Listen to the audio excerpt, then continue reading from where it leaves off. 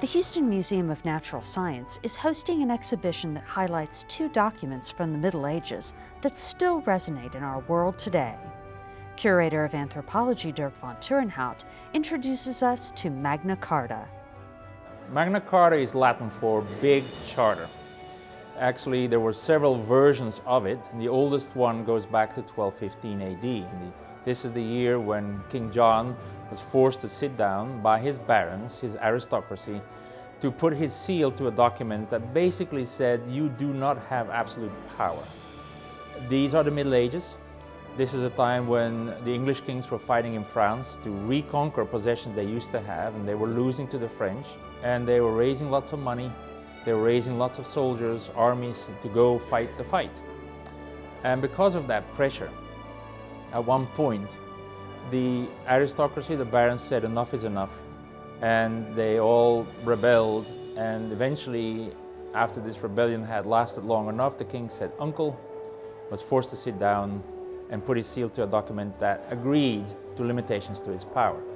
The King's Writ is a smaller document that was sent out ahead of time, and it was basically a save the date.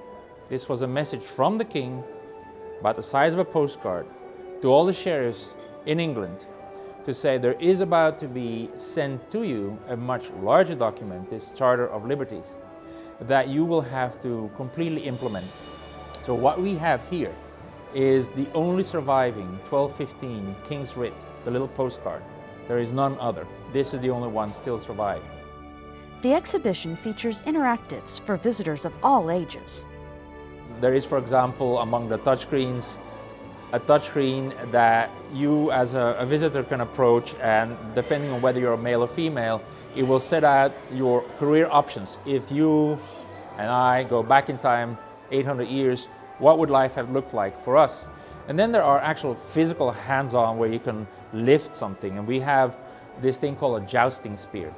You know, in the Middle Ages, the knights would sometimes run at each other with these big lances, and they would try to knock the other guy off the horse. We have a replica. It's about 9 feet long. It's on display. It's something you can lift. You cannot run around with it. We made sure of that. But you will see that it's not an easy thing to do. And then imagine being weighed down by a chainmail outfit that is on display right next to it, and you can lift that as well.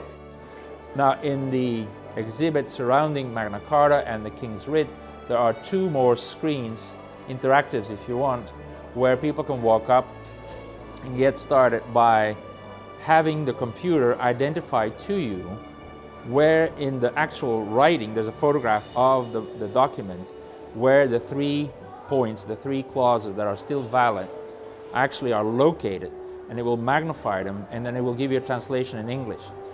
2 of them pertain to England per se, but the last one has to do with the limitation on the absolute power of the king.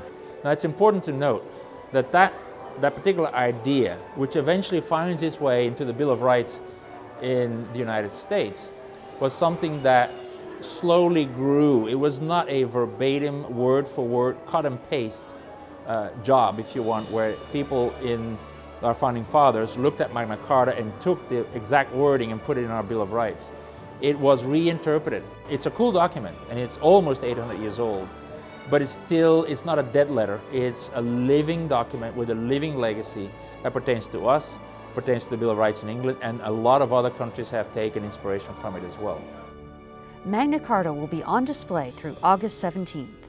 For more information, visit the museum's website at www.hmns.org. For Day Trips, I'm Stacee Hawkins.